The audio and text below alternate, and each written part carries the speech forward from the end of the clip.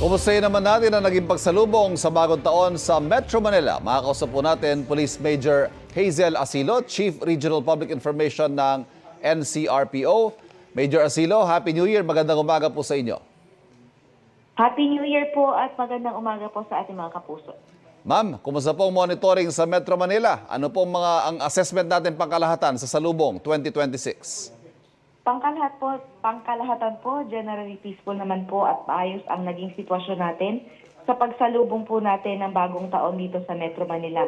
Effective po yung ating maagang deployment at yung ating malawakang police visibility sa mga pangunahing kalsada, ganun din po doon sa mga areas na nagkaroon tayo ng New Year countdown at iba pang areas of convergence. Meron po ba tayong mga naitalang insidente? Baka may mga nasaktan, baka nagkaroon ng basag ulo. Ano po mga naitala natin mga insidente, ma'am?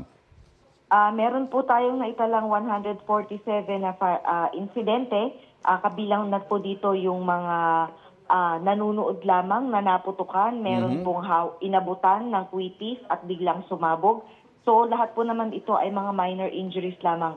Aside po ito dun sa nauna pa nating balita noong nakaraan na meron po tayong isang nasawi na bata. So far po mga minor injuries lang po ang mga ating reported po ngayon sa pagsalubong ng bagong taon. May mga naitala po ba tayo mga nagrambulan? Alam nyo na, nagkakainuman pag mga ganyang salubong eh. Tapos meron din po tayong naitala kaya ng mga vehicular accidents.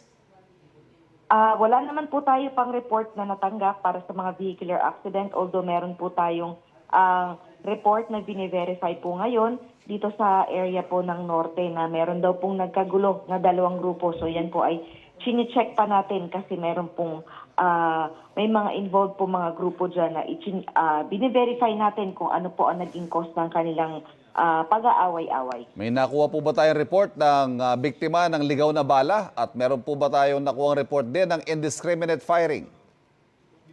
Meron po tayong dalawang report ng indiscriminate firing na kinakasangkutan ng mga civilian. So sila naman po ay atin ng na-identify at na-aresto at for filing po ang kanilang kaso ng indiscriminate discharge of firearms. Ganun din po yung paglabag nila sa 10591 kasi mga illegal po at wala po mga papel yung kanilang mga hawak na baril. Sa ating pong mga pulis, wala naman pong na-involve so far sa investigasyon sa indiscriminate firing?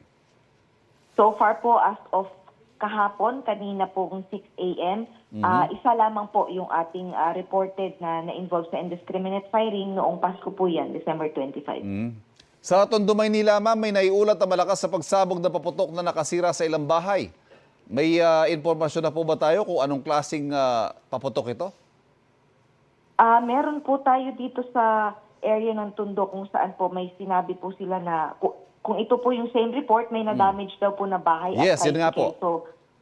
So ngayon po inaalam pa natin kung ano po yung paputok na nakapinsala po dito sa bahay po nitong ating isang kababayan dito sa Tondo na naganap po 12-11 po reported po sa atin yung firecracker explosion na po yun. Major Asilo, maraming salamat. Patuloy po kami makikibalita sa inyo. Maraming salamat po sa ating New Year. Nakausap po natin Police Major Hazel Asilo, Chief Regional Public Information Officer ng NCRPO.